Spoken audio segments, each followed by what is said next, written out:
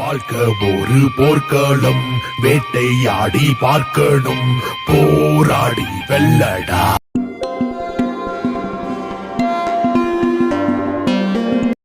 Hi, அஸ்ஸலாமு அலைக்கும். நான் உங்கள் நபு பேசுகிறேன். எல்லோரும் எப்படி இருக்கீங்க? நல்லா இருக்கீங்களா? நான் வீடியோ போட்டு ரொம்ப நாள் ஆச்சு. இப்போ இந்த குவாரண்டைனில் தான் இப்போ தான் அமைதியாக இருக்கிறனால வீடியோ போடலாம் அப்படின்னு சொல்லி வீடியோ போடுறேன். வாங்க நம்ம வீடியோக்குள்ளே போகலாம்.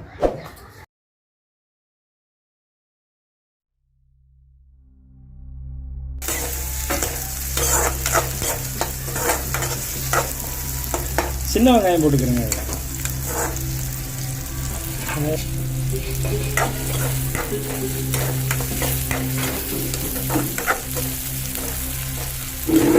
சில டிப்ஸ் சொல்கிறேன். எல்லாரும் வெங்காயம் எப்பயுமே சரி நல்லா மசீர மாதிரி வச்சுட்டீங்க அப்படின்னா என்ன குழம்பு வச்சாலும் சரி டேஸ்ட்டு கிடைக்கும். அது சின்ன வெங்காயத்தை ரொம்ப நல்லா மசீர மாதிரி வச்சுருங்க.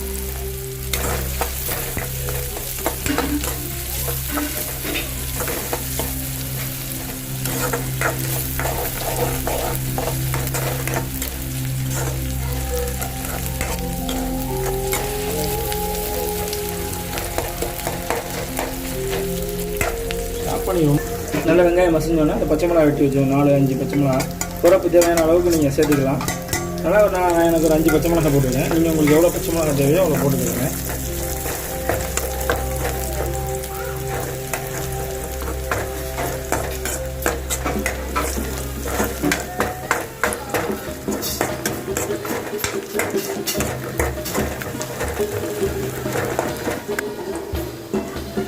அடுத்தது வந்து இந்த நல்லா பச்சை மிளகா போட்டதுக்கப்புறம் அடுத்தது வந்து இந்த வெட்டி வச்சு தக்காளி அப்படியே வெட்டி வச்சு தக்காளியை போட்டு வதங்குற தக்காளி நல்லா வதங்குற அளவுக்கு நல்லா மசிய விட்டுக்கிறேன்.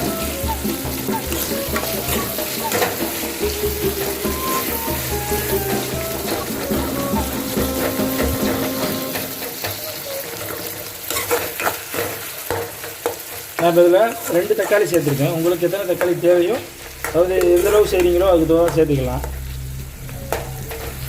இது வதங்கினதுக்கப்புறம் நம்ம பார்க்கலாம். இஞ்சி பூண்டு பேஸ்ட்டு போட்டுக்கிறேங்க. இஞ்சி பூண்டு பேஸ்ட்டு போட்டு நல்லா வதங்கணும்.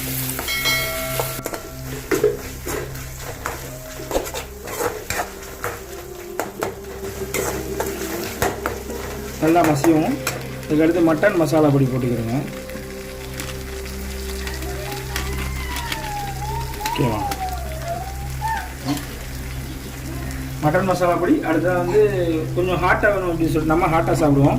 அதனால் நம்ம ஹாட்டாக வேணுங்கிறதுனால நம்ம வந்து மிளகா பொடி சேர்த்துக்கிறோம் கொஞ்சமாக.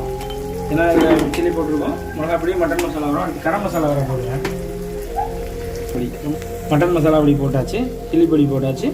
அடுத்ததான் கரம் மசாலா பொடி போட்டுக்கிற வேண்டியதான். இதுக்கு அடுத்து இது வந்து ஓரளவு ஃபார்ம் ஆயிடுச்சு. இப்போயே ஓகே தான். இதுக்கு அடுத்து என்ன அப்படின்னா நம்ம அந்த பன்னீரை இதுக்கு அடுத்து நம்ம எடுத்து வச்சுருக்கோம். அந்த பன்னீர் என்ன செய்யணும் அப்படின்னா சரி போட வேண்டியதான். பன்னீர் எவ்வளோ தேவைனாலும் போட்டுக்கலாம். இது வந்து மில்க் மிஸ்டில் வாங்கினது. இது இந்த இருக்குது பன்னீர் பார்த்துக்கோங்க. இது நம்ம கிரேவியை அப்படி போட்டுற வேண்டியதான். பன்னீர் அவ்வளோதான். பன்னீரை போட்டு ஃபஸ்ட்டு சால்ஸ்லாம் அப்படி ஓரளவு ட்ரையாக அப்படி வர மாதிரி நல்லா இது பண்ணிக்கிறேன். அப்படிதான்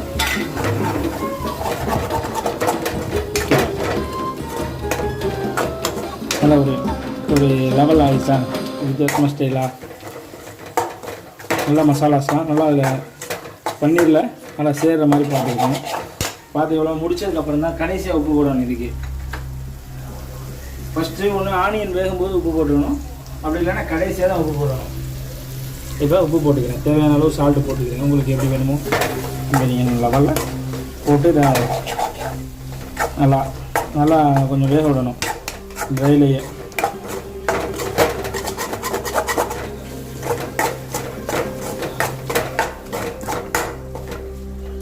ஓகேவா?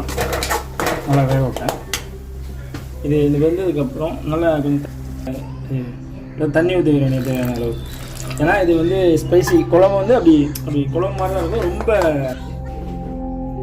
எல்லோரும் எப்படி இருக்கீங்க? நான் எப்போ பேசும்போதுமே எல்லோரும் நல்லா இருப்பீங்க அப்படின்னு சொல்லுவேன். ஆனால் இந்த டைம் பேசும்போது எல்லாருமே நல்லா இருக்க மாட்டோம் அப்படிங்கிற ஒரு திங்கிங்கில் தான் இருக்குது. ஏன் அப்படின்னா எல்லாருமே வந்து ரொம்ப கஷ்டத்தில் இருக்கும். அந்த 19 வந்து நம்ம ரொம்ப இது பண்ணி முதல் கட்டத்தை தாண்டதே ரொம்ப கஷ்டமாக இருந்துச்சு. அதை விட இப்போ 2ஆம் கட்டம் வந்து மிக டெத் வெரிஷன் நிறைய கூட்டிகிட்டே போயிட்டுருக்கு. ஒரு பக்குவத்துக்கு நம்ம அந்த பக்குவத்துக்கு நம்மளை அப்படியே கொண்டு வந்துக்கிட்டு இருக்கோம். ஆக என்னுடைய உடன்பிறப்புகள், என்னுடைய நண்பர்கள், எனது நாட்டவர்கள், எனது உறவினர்கள் அனைவரும் என்ன செய்யுங்க அப்படின்னா, நாமே எப்போ வெளியே போனாலும் மாஸ்க் போட்டு நம்ம சேஃப்டி பண்ணிக்கிட்டு எப்போயுமே வெளியில் எந்த இடத்துல போனாலும் மித்தவங்க நம்மளை சொல்லாத அளவுக்கு நம்ம டிஸ்டன்ஸ் மெயின்டைன் பண்ணி. ஏன் அப்படின்னா எல்லா வீட்லேயும் குழந்தைங்கள் இருக்கும், எல்லார் வீட்லேயும் வயதானவர்கள் இருப்பாங்க. அப்போ நம்ம வந்துட்டு டக்குன்னு, ஏன்னா சிலர் வீட்டில் தான் வெளியில் வந்து டேப்லாம் இருக்கும், ஃபேஸ் வாஷ் பண்ணிட்டு உள்ளே போகிற மாதிரி இருக்கும். சிலர் உள்ளே போனோன்னா குழந்தைங்கள்லாம் வந்து நம்மளை வந்து அன்பு ஆவலாக கட்டி பிடிக்கிற மாதிரியான விஷயங்கள்லாம் நடக்கும். ஆக அந்த மாதிரியான விஷயங்கள்லாம் நம்ம வந்து தவிர்க்க முடியாத விஷயம். அப்போ அதன் மூலம் நம்ம குழந்தைங்களுக்கு வந்துருச்சுன்னா நம்ம ரொம்ப பாதிப்பாகி ஏற்பட்டு நம்மளை வந்தாலே நம்மளுடைய சில விஷயங்கள் நம்மளே தவிர்த்துட்டு போயிடுவோம். நமக்கு வந்தால் நம்ம பார்த்துக்கலாம் அப்படின்னு. ஆனால் நம்மளுக்கு வந்தாலும் நம்மளுடைய குழந்தைங்கள், நமக்கு முந்தைய வயதானவர்கள், அவங்களுக்கெல்லாம் வந்துட்டால் நம்ம தான் அந்த சிரமத்தை அனுபவிக்கணும். ஆக அதனால் நீங்கள் எல்லோரும் வந்துட்டு கண்டிப்பாக ஒரு டிஸ்டன்ஸ் மெயின்டைன் பண்ணிக்கிறீங்க, மாஸ்க் போட்டுக்கிறீங்க. மாஸ்க்கு கண்டிப்பான முறையில் சிரமமாக தான் இருக்கும். ஆனால் அப்படி இருந்தாலும் இறைவன் நமக்கு கொடுத்த சோதனையை நம்ம கடந்து செல்லணும். அப்படிங்கிறனால கண்டிப்பான முறையில் எல்லோரும் மாஸ்க் போடுங்க ப்ளீஸ். தயவுசெய்து இது என்னுடைய நல்லதுக்காக இல்லை, உங்களுடைய நல்லதுக்காக, எல்லாருடைய நல்லதுக்காகவும் நலன் விரும்பியாக நான் இந்த டாப்பிக்கை உங்களுக்கு போடுறேன். ஏன் அப்படின்னா, நான் வந்து இந்த கொரோனாவுக்கு முன்னாடி உள்ள கொரோனாவுக்கும் 2வது கொரோனாவுக்கும் வந்துட்டு இடையில கொஞ்சம் வீடியோஸ்லாம் போட்டிருந்தேன். இப்போ நான் கொஞ்சம் காலம் வீடியோ போடலை. ஏன் அப்படின்னா, இந்த கொரோனாவை சமாளிக்கிறதே என்னால் முடியலை. அதுக்கு இடையில இந்த வீடியோ போடுறதுங்கிறது கொஞ்சம் பிரச்சனையாக இருந்துச்சு. மறுபடியும் இப்போ என்னென்னா லாக்டவுன் போட்டு வீட்டுக்குள்ளே இருக்கிறனால மறுபடியும் வீடியோ போடுற மாதிரி இருக்குது.